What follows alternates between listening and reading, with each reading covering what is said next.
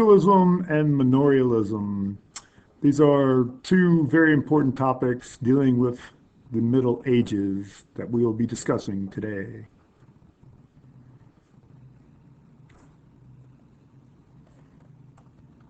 Some of the vocabulary that we will be using.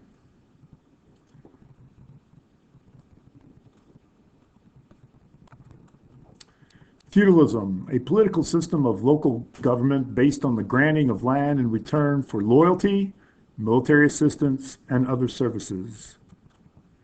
A fief, which is a grant of land given to a vassal from a lord, generally for some type of reward or assistance. A vassal, a person granted land for a lord in return for services. This will be known as the lord-vassal relationship as we get into the Middle Ages. Serf, a peasant who was bound to the land where they worked for a lord. A serf was really lower than a peasant, and we'll talk more about that later too. The manorial system, which is basically the economic system of the Middle Ages. Manorialism shaped the economy of much of Europe. For safety and defense, people of the Middle Ages formed small communities around a central lord or master following the fall of the Western Roman Empire. Most people, lords and serfs, lived on a manor, which consisted of a castle, a church, the village, and the surrounding farmland. All right, these manors were isolated with occasional visits from the peddlers, pilgrims on their way to the Crusades, or soldiers from other fiefdoms. And as a result, they had to be self-sufficient. Ideally, a manor was located along a stream or river, so it could be used for irrigation and fresh water for the people and the animals. People who lived on manors needed to produce everything they needed, including food, clothing, and shelter. And as stated before, this is being self-sufficient. Items such as iron, salt, wood, wool, wine, and certain manufactured goods were purchased by some type of outside source. In return for being able to work the land, the peasants gave the lord some of their crops, taxes, and helped to farm his land. Basically, this was some type of service in return for protection. The land was often divided into three large fields for growing grain. This is known as the three-field system, and we'll talk more about that later. Only two of the three fields were planted at one time. The third field could lie fallow or unplanted for a season to regain its fertility. Generally, they would put the livestock animals on this field to accomplish this. Shown here is a picture of a manorial system, atypical, showing the three-field system. They've grown in field 1 wheat, field 2 barley, which are grain crops. Field 3 would be fallow, where, like I said, the livestock animals would be allowed to graze and help the soil to regain its fertility. You can also see that there's a village, a church, and down there in the left-hand corner, some type of manorial building or the house of the Lord. The feudal system, which is the political system of the Middle Ages. Feudalism provided social and political structure to the culture of the Middle Ages. The king awarded land grants or fiefs to his most important nobles, his barons, and his bishops in return for their contribution of soldiers for the king's armies. The lowest class of this society was the peasants, and beneath them the serfs. In exchange for living and working on his land, the lord offered his peasants protection.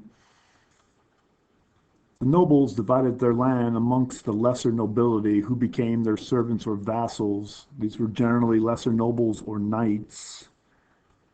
This is a clever attempt at showing feudalism with the king on a surfboard of his serfs or vassals.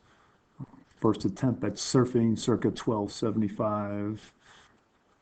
By 1100, certain barons had castles and courts that rivaled the king's. They could be serious threats if they were not pleased in their dealings with the crown. This was a major problem. In addition, the medieval church owned vast lands and had their own vassals. This posed another form of problem. Feudal justice. A feudal trial is decided in one of three ways: trial by battle, compurgation, or trial by ordeal. Trial by battle could be a duel between accuser and accused or their representatives, in which the outcome determined the innocence or guilt of the parties. Compurgation, oath-taking, the accuser and the accused were supported by people who swore that the person who they represented was telling the truth, similar to a character witness in today's trials. Trial by ordeal. Could the accused survive a particular ordeal? The accused had to carry a piece of hot iron, plunge his hand into a pot of boiling water, or survive extended immersion in cold water. If the accused person's wounds healed quickly and well, he was innocent. If not, he was guilty. Shown here is a trial by battle, generally referred to as God's will, in which the winner, God favored, the loser, obviously, God had some type of displeasure with. But again, this could be held in many different forms and different types of contests. Trial by ordeal. On the left-hand side, person is carrying a hot piece of metal. On the right-hand side, maybe plunging your hand onto some hot coals. In either event, your wounds have to heal quickly in order for you to be proven innocent, because if they did not, then you would be found guilty. Peasant life. Peasants worked hard, labor jobs, and were heavily taxed. Children were welcomed as a source of farm labor. The peasants were not free. They could not leave the manor without permission. They were not allowed to hunt on the Lord's land, so they rarely ate meat.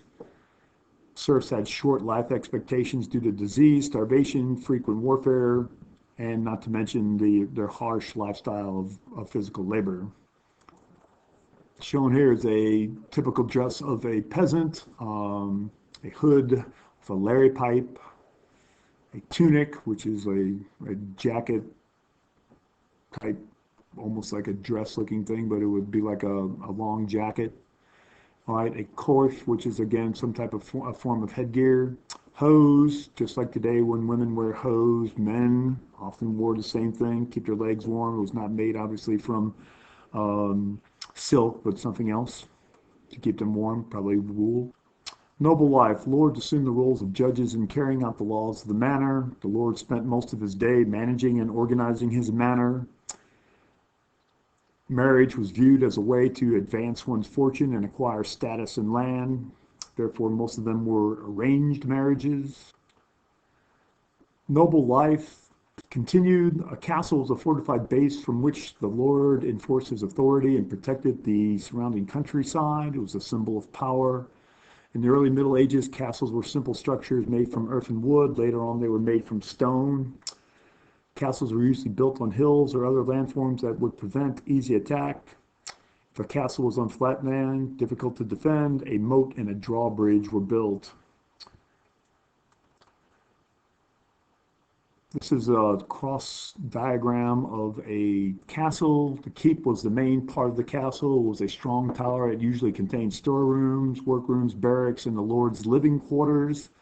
Castle's room had thick walls and small windows with no glass, so they were usually dark and chilly. The role of women. Women's rights regarding legal property were limited. A woman might have had fiefs in her dowry. However, when she married, her husband gained control over her dowry. In most cases, a woman regained control of the property in her dowry if her husband died. Women mainly performed household tasks such as cooking, baking bread, sewing, weaving, and spinning. Occasionally, they also hunted for food and fought in battles, learning to use weapons to defend their homes and castles, although this was rare. Other jobs medieval women might have included being merchants, apothecaries, sort of like a pharmacist, field workers, and midwives. Middle and upper class women may have learned writing, playing musical instruments, dancing, and painting. Some women were known as witches, capable of sorcery and healing. Others became nuns and devoted their lives to God and spiritual matters. One of the most notable women was of this time period was Joan of Arc, a French peasant's daughter who heard voices telling her to protect France against the English invasion during the Hundred Years' War. She dressed in armor and led her troops to victory in the early 15th century. The Maid of Orleans, as she was known, was later burned as a witch, and then in the more modern time became a saint. Warfare. Wars were common during the Middle Ages. Most were private fights between feudal lords or lords and vassals and were local conflicts, but a few were large-scale events involving entire regions. For nobles, wars were an opportunity for glory and wealth. For most people of the Middle Ages, however, war was a major cause of suffering and hardship. The church tried to limit the suffering caused by war by prohibiting acts of violence near churches and other holy buildings.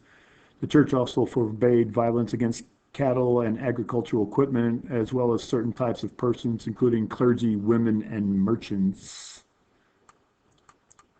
Knights in the Middle Ages wore armor in battle and were heavily armed. Armor was made of chain mail, small interlocking metal links stitched to a knee-length leather shirt. The knight would also wear an iron helmet and carry a sword, a large shield, and a lance. On the right is a knight on foot. When gunpowder was invented during the late Middle Ages, overlapping metal plates replaced chainmail. Plate armor was so heavy that knights had to be hauled onto their horses with cranes and still were not protected. Becoming a knight was a process. Knight life. To become a knight, a boy had to belong to the noble class and had to pass through 2 stages of training. Page, first stage began at about the age of 7. As a young boy, the page would learn knightly manners and how to use and care for weapons. Squire, the second stage, usually the boy was a teenager.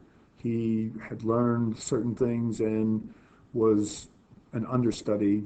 The squire would take care of the knight's horse, armor, and weapons.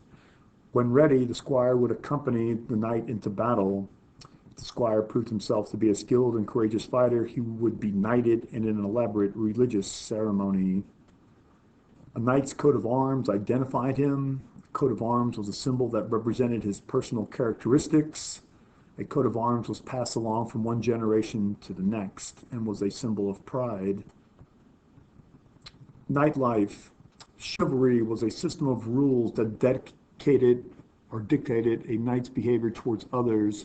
Knights were expected to be courageous in battle and to fight fairly. If a knight used tricks and strategy to overcome an opponent, he was considered a coward. A knight was expected to be loyal to his friends and keep his word. He was required to treat his conquered foes gallantly.